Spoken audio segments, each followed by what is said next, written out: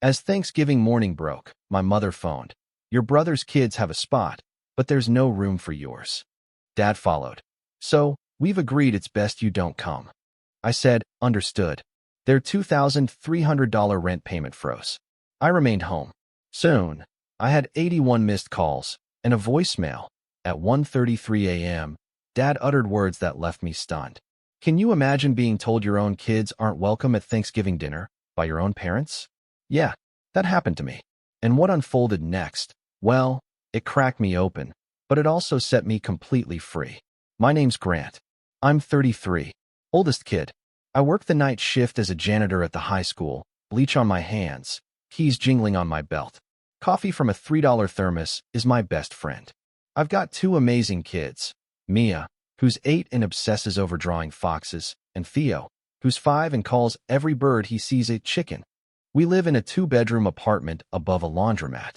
Some days it smells like warm detergent, others like burnt socks. In my family, I'm the reliable one. That's code for I show up. I fix things. I pay when things break. Thanksgiving morning, 7:14 a.m. My phone lit up while I was wrestling pancake batter into a lopsided turkey shape. It was Mom. I wiped my hands on a dish towel, my heart already doing a little anxious flutter. Grant, she said, her voice thin and cheerful in that way she always used right before a big ask. Quick thing about today. We've reserved a kids' table for your brother's kids. Cute, right? But there's just no space for yours. No space for my kids. I just stood there, watching the pancake batter drip off my spatula. My stomach dropped. It's just, there are 8 little ones already, she went on, like it was a perfectly reasonable explanation. And Mia gets particular. You know how she gets with food touching? It just makes everyone tense. I swallowed, the batter still dripping. So, where would Mia and Theo sit? A beat of silence. Then my dad's voice boomed in, speakerphone style, like he'd been waiting for his cue. We talked it through, son. We all agreed. It's best if you don't come. Keeps the peace. Just then, Mia tugged on my sleeve, her eyes bright. Is Nana excited for my fox drawing? I put my hand over the mic. 1 second, bug. My voice was tight. Back to the phone. Best if we don't come? Don't take it personal, Dad said, his voice flat. You understand how family dynamics are. I looked at the calendar on the wall. A sticky note still read, bring rolls plus pie. I'd already paid for the bakery order. I'd already rearranged my shift at work. I took a slow, deliberate breath, just like my old counselor taught me. Understood, I said. Good, Dad replied. The word landed like a door latch, cold and final. We'll make you a plate. Don't, I said. And then, I hung up. Mia was still watching me, her little face questioning. Are we still going? I flipped the burner off. The steam rose, then vanished. We're making our own Thanksgiving, I said, and forced a smile, but something in my chest felt like thin ice cracking. I set my phone face down on the counter. It buzzed again. I didn't look. I buttered pancakes. I cut one into a fox shape, just for Mia, and tried not to think about my parents' folding table, the neat place cards, the tiny dollar store paper turkeys Theo would have loved. I told myself I'd feel better after breakfast. I didn't. Here's the part people never see, the part that never makes it into a cute family photo. For 2 years and 11 months, I'd been paying my parents' rent. $2,300. Auto pay, due on the 1st. It started as a temporary thing. Dad lost hours. Then he fell behind. Their landlord hiked the rent. Every single month, I told myself, this is the last time. And every single month, I watched that little green checkmark pop up in my banking app. It was a ritual. I couldn't stop. Mom would say, you're the steady one, Grant. Dad would add, it's what family does. And then there was my brother, Brett. He'd text, you're a legend, man. Drinks on me when I'm up. Brett has 3 kids with 2 women and a new business idea every quarter. He also has the password to my Netflix, my Prime, my old gym membership, and apparently, to my parents' calendar, because his events always took priority. People hear janitor, and they picture someone drowning. I'm not. I have pride in my work. I love clean hallways, bright floors. I love the hum of the building after midnight, being the guy who knows exactly which light switch controls that one stubborn fixture. But I'm not a bank.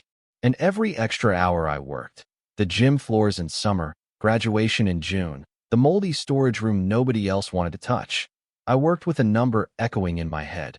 2300. 2300. 2300. When Mia was born, I sold my guitar to buy a car seat. When Theo arrived, I learned how to rebuild a vacuum cleaner from YouTube. And when my parents realized I knew how to stretch $1, they stretched me. You owe us, Mom said once. Not even angry, just matter of fact. We kept a roof over your head. I was a kid, I shot back. Exactly, she said, like she'd won some argument. Brett floated from job to job. He'd post selfies in greasy gloves from his auto shop gig, captioning it grind time. 3 weeks later, he'd quit and post a meme about toxic workplaces. He'd call me Big G when he wanted something. He called me Just Grant when he told a cousin I was overdramatic about money. Last Thanksgiving, I bought the turkey and the ham. Mom texted me a list of brands. Don't get the cheap cranberries, she wrote, like she was saving me from myself. I smiled and bought the good ones. I brought extra ice and a roll of trash bags because the year before, we'd run out, and Dad had snapped, "Well, you're the janitor." In September, Mom asked if I could float Brett half the childcare for his weekend, so he could attend a networking event. I sent her $120, telling myself it was for the kids. In October, she called at 10 p.m. "The car insurance is late. Your father forgot," she said, with the same casual tone you'd use to say the mail was delayed. I paid it. I was putting off my own dentist appointment, chewing only on the right side of my mouth. When I pushed back, they tightened the script. "You're being selfish," Mom would say. "You think you're better than everyone?" Dad would ask. "Bro, money comes back," Brett would chime in. "Vibes don't." 2 weeks before Thanksgiving, Mom called me from the baking aisle. "We're doing name cards this year," she chirped. "Brett's kids are the cutest. They'll love it." Mia overheard and made her own. Place card with glitter glue and a wonky heart over the eye. "Look, Dad, I'll sit there." She'd point to our fridge, as if it was a table waiting for her. I told her we'd all be together. I believed it because believing hurt less than admitting your family had a favorite word for you. Resource. Small rips in the fabric had appeared before the call. Mom forgot to add Mia and Theo to the group photo plan, then wrote, "We'll squeeze them in." Brett posted in the family chat, "Kids' table is gonna be lit." I replied with a thumbs up and a turkey emoji, sitting on my hands, biting my tongue. The night before Thanksgiving, I worked a short shift, cleaning the gym after the pep rally. On my way out, the coach slipped me a foil-wrapped plate. "Got family tomorrow?" he asked. "Yeah," I said. My phone buzzed. A text from Dad. "Bring the rolls and pie, pecan if you can. And don't be late this time." Last year, I'd been late because the checkout line was insane. He'd mentioned it every holiday since.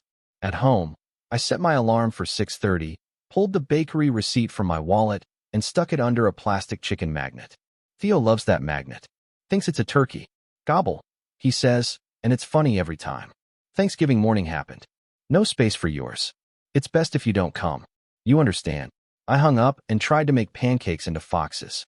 Mia smiled at the first one and asked if Nana would like it. "Nana loves everything you make," I said. It wasn't a lie. Nana loves in a big, general way. She just loves the wrong things more. I spent the morning mixing batter, swallowing a fury that tasted like metal. At 10:02 a.m., Brett texted me a photo of his twins at the kids' table, paper crowns on, tongues dripping orange soda. "Family," he wrote, with 3 heart emojis.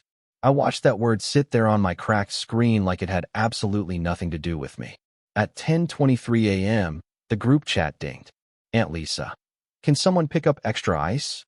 "Dad, Grant can." "Mom, he's coming later." "Brett, LOL." "True." I didn't reply. I put my phone in the cutlery drawer and shut it gently, like I was tucking a sleeping animal into a dark, safe place. At noon, Mia asked if we should dress up. I said yes. She wore her fox shirt. Theo wore his dinosaur tie. I put on the only shirt I iron, the one with the stubborn collar that always tilts. We ate at our small table. I set a paper towel under the bowl, like a table runner, because Mia said it looked fancy. Right before we ate, Mom called again. I didn't pick up. I heard the voicemail ding. I didn't listen. At 1:33 a.m., that's later. That's when the lights were off, the building across the street quiet, my notifications stacked like bricks I couldn't carry anymore. But back then, it was just noon, and I was still telling myself that being excluded was a misunderstanding, something that could be cleaned up with the right mop. At 10:07 p.m., I opened the cutlery drawer, pulled my phone out, and saw it. 14 missed calls, 11 texts, and a photo of a long table covered in casseroles, green beans, sweet potatoes, those canned cranberry slices wobbling in perfect circles. Dad, where are you? Bring the rolls. Mom. Grant, this is childish. Brett. Bro, don't make it weird. I typed and erased 3 drafts. Then I did the thing I do at work when a spill spreads in every direction. I drew a line. In the family chat, I wrote, "We're not coming. You told me there's no space for my kids. There's space here." I attached a photo of Mia and Theo at our little table, paper towel runner and all. No guilt. No pleading. Just fact. A minute later, my phone rang. Dad. I declined. Mom rang. Declined. Brett rang. Declined. Then the messages started to change. Mom, you're punishing us. Classic. Dad, your attitude is exhausting. Brett, bro, you're blowing up the whole vibe. I typed, I've covered your rent for 35 months. I've bought the past 3 holiday dinners. I have the receipts. Today, I'm feeding my kids. Silence. Then a rush. Mom, we never asked you to. Dad, this is a day for family, not for accounting. Brett, did you just say receipts? I didn't answer. I opened my banking app. My thumb hovered over the toggle I'd never touched. Auto-pay parents' rent. I stared for a long moment. It felt like standing at the end of a hallway with the lights off, knowing where the switch was, but not sure what would appear when I flipped it. I closed the app without touching it. Not now, I told myself. Asterisk not out of anger. Eat with the kids. Watch the parade. Take a walk. Decide when your hands aren't shaking. Asterisk we ate. Theo asked if the giant balloon turkey was heavier than our car. Mia asked if Nana was mad. Nana is busy, I said. By evening, the parade rerun had turned into a football game nobody in our house cared about. I made cocoa. We built a blanket fort. We fell asleep in it, all 3 of us, under string lights I'd picked up from a clearance bin in July. At 9:18 p.m., my phone vibrated on the coffee table.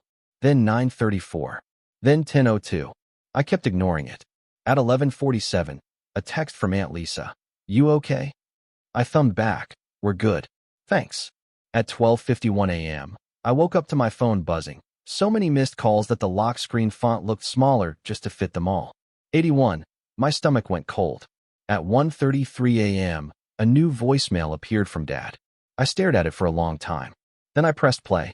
His voice was low, slurred, or tired. I couldn't tell. You listen to me, he said. You think you're some hero because you mop floors and throw money around? You're not family if you don't fall in line. You hear me? Not family. The room felt incredibly quiet. The string lights hummed softly. Theo snorted a little in his sleep. Mia's hand was curled around my sleeve. Not family. I didn't cry. Something else happened, though, like a latch sliding into place. The line was drawn. I didn't have to argue anymore, or explain, or produce a single receipt. I didn't have to give. I just had to stop. I sat up, careful not to wake the kids, and opened the banking app. The toggle was still there, small and green, like a lie. I tapped it. Autopay paused. A prompt popped up. Are you sure? I pressed yes. It wasn't anger anymore. It was clarity, clean and simple, like the first pass of a mop across a muddy floor, when the water shows you what the tile actually looks like. Morning smelled like cocoa leftovers and blanket dust. Sun through the blinds made thin bars across Theo's dinosaur tie on the floor. I brewed coffee in the chipped machine that sighs like an old dog when it pours. Mia stirred, hair stuck to her cheek. Is it today again? She asked, which is her way of asking if things are normal. It's today, I said. We're going to the park. My phone lay face down. I turned it over and skimmed. More texts piled up in a weird tower. Mom, call me ASAP. Dad, we need to talk about consequences. Brett, you know the landlord is calling, right? You better not be screwing them like that. I didn't answer. I made scrambled eggs. Theo called them cloud eggs. He ate 2 and asked for another. I felt the guilt flare, my reflex for years, and then watched it go out like a match in the wind. I didn't owe them an explanation. They owed my kids a seat at a table. At 9:22 a.m., a number I didn't recognize called. Voicemail. Hi, this is Jose from Maple Gardens Apartments. We're following up on the rent for Unit 2B. His voice was polite, tired. I imagined his desktop full of sticky notes. I wrote the number on a piece of paper and set it aside. At 10:15, Aunt Lisa again. They're scrambling, she said. Your dad is loud. Your mom keeps saying it's a misunderstanding. I'm not taking sides, but I see you. I called her back. I don't want you in the middle, I said.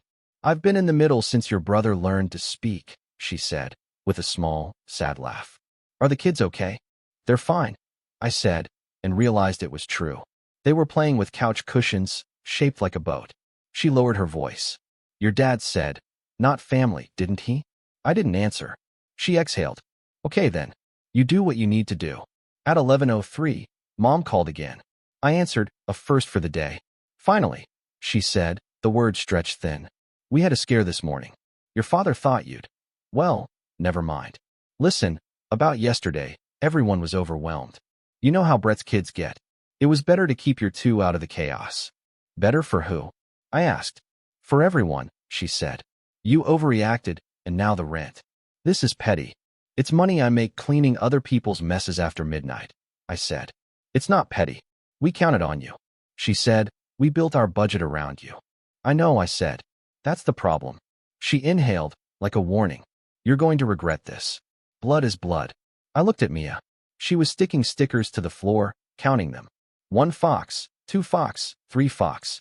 Theo was giving his stuffed dinosaur a pep talk about bravery. Blood is blood, I thought. Then I thought about that 1:33 a.m. voicemail and decided definitions can change. We're done, I said.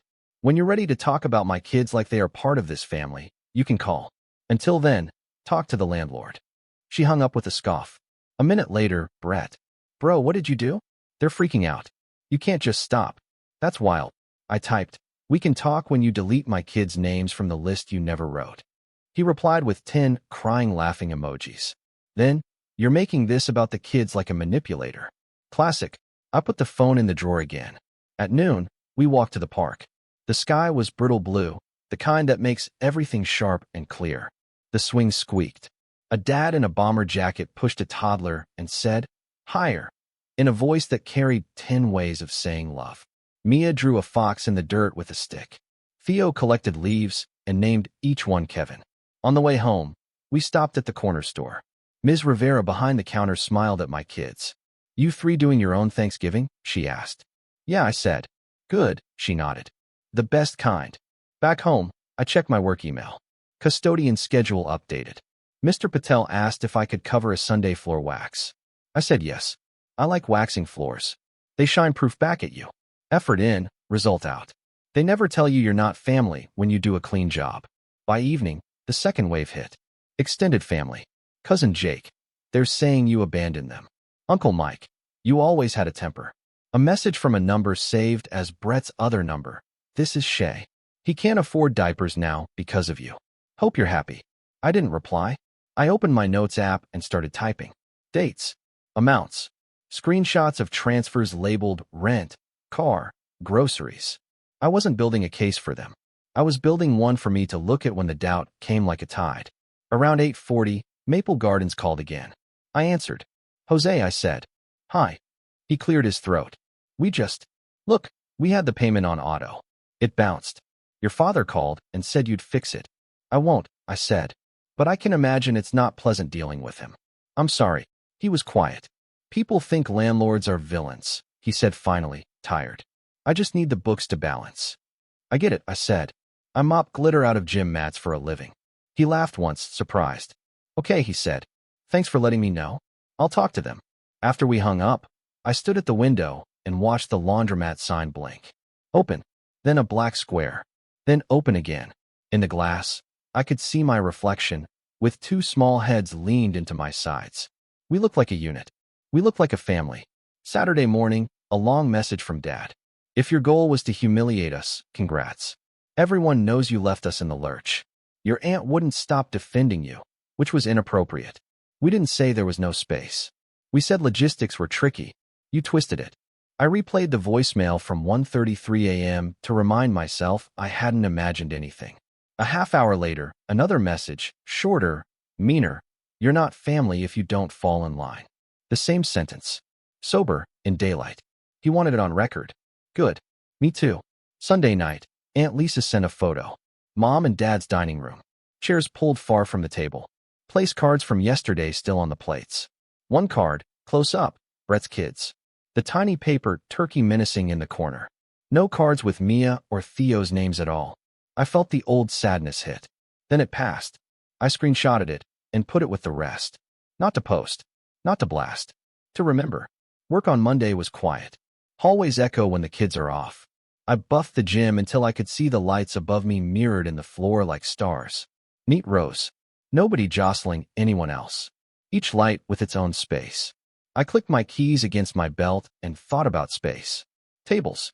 Voices. Boundaries you tape to the floor so people don't cross and call it a misunderstanding. By Wednesday, the noise started to fade. Fewer calls, shorter texts. Brett's last message, "Whatever, man. You'll come crawling back." It read like someone who'd put a quarter in a machine, wanted the candy to drop, then stood there shaking it when nothing fell. Thursday, Ms. Rivera slipped 2 churros into the bag with our milk. "For the artists," she said, nodding at the Fox drawings Mia now tapes to everything we own. Friday, I cashed out a vacation day I never used and bought a second-hand dining table from a guy on the north side. It had 2 chips and a wobble. I fixed the wobble. I put 3 place settings out and made name cards in my blocky print. Mia, Theo, Dad. Mia added a Fox sticker to mine and said, "Now it's perfect." Saturday, Aunt Lisa called. "Your mother is telling people you're in a phase," she said. "I'm in a life," I said. She laughed for real that time, the kind that crinkles your eyes. Sunday, I wrote an email to myself with the subject line, "Rules." I typed 3 things. 1. If you don't respect my kids, you don't get access to me. 2. I don't fund disrespect. 3. I won't argue with people who rewrite the past while I'm still standing in it. I pinned it. When the old reflex reached for my wallet, I opened that email and read it out loud. On the 1st of the next month, the green check mark didn't appear. The world didn't end. The only thing that ended was a spell I'd been under for a long, long time. The kind that makes you forget to count yourself. A week after everything, I was stripping wax in the science wing. It's loud work. The machine hums, and the chemical smell climbs up your nose. Mr. Patel stopped in the doorway, raised 2 fingers in a salute, and said, "Floors look good, Grant." "Thanks," I said. The hum hid the rest, which was fine. I'm not great at receiving praise, but it landed. At lunch, I sat on the back steps and ate a ham sandwich that was 80% bread. The sky was low and gray. I checked my phone. No new messages from my parents. One from Aunt Lisa, a photo of a plain table at her place with 3 plates and a caption, "Come Sunday." I typed back, "Yes, the kids will bring foxes." That night, Mia fell asleep with a glue stick in her hand. Theo said, very serious, "I made space for Nana, if she says sorry," and pointed to an empty square he'd drawn between 2 foxes on a page. Children do grace in big, clumsy handfuls. They leave room. I'm learning to leave room too, but not a seat I have to pay for and pretend I'm grateful for. I saved Dad's 1:33 a.m. voicemail. I don't play it. I don't need to. The words are branded in. Not family. He meant it as a knife. It worked like a key. Here's what I know now. In simple words I can repeat when I'm tired and the old scripts rattle in the drawer with the cutlery. Family isn't a table you're allowed to sit at only if you foot the bill, smile at the insults, and let your kids wait in the hallway. Family isn't a group chat that explodes when you stop sending money. Family isn't understood, said through clenched teeth at 7:14 a.m. Family is Mia sticking a fox on my name card and saying, "Now it's perfect." Family is Theo naming every leaf Kevin and insisting Kevin is brave. Family is Aunt Lisa saying, "I see you," and then actually seeing. Family is a rule you make in your own handwriting and tape to the inside of your wallet, so your hands remember, I don't fund disrespect. If my parents ever want to sit at our table, they can. They know the price. It's not $2,300. It's not a pie. It's not diapers for Brett or a new excuse or a quiet apology that trails into a request. The price is a real apology to 2 small humans who colored their own place cards and were told there was no space for them. The price is Dad saying, "I was wrong," without an asterisk. The price is Mom saying, "We won't do that again," and then not doing it again. Maybe that won't happen. Maybe Brett will keep posting. Maybe my parents will keep a seat open for resources and never notice it stays empty. I can live with that. I've got keys. I've got a table. I've got Fox stickers. On Thursday, I picked the kids up from school, and we stopped at the bakery. Mia pointed to a pecan pie and said, "Can we still have this?" I said yes. We ate it at home. 3 forks, no ceremony. I cut the slices messy. Nobody corrected me. Before bed, I stood in the kitchen with the light off. The city noise muffled by laundry machines downstairs. I thought about all the months I pressed send because love sounded like bills paid on time, because reliable one felt like a personality instead of a leash. I thought about not doing that anymore and felt something widen in my chest. I'm Grant. I mop floors until they shine. I make Fox pancakes badly. I pick up glitter with blue tape because that's the only thing that works. I am the father of 2 kids who deserve more than no space. I am not a resource. I am not a punishment. I am not the villain in someone's story about logistics. I'm the guy who paused a payment at 1:33 a.m. and started a better life at 1:34. I won't let them use me again. I won't teach my kids that love means pain to be tolerated. If my family wants me, they can knock. If they don't, fine. We've got plenty to do. Tables to study. Floors to shine. Leaves named Kevin to collect. Dad, Mia said from the doorway, her voice sleepy. Tomorrow, can we make the Fox pancakes again? Yeah, I said. We'll save Nana a seat on the drawing. Okay, she said, satisfied, and padded back to bed. I put the bank card back in my wallet, shut the app, and turned off the kitchen light. The apartment went soft and dark. The laundry downstairs hummed like a faraway ocean.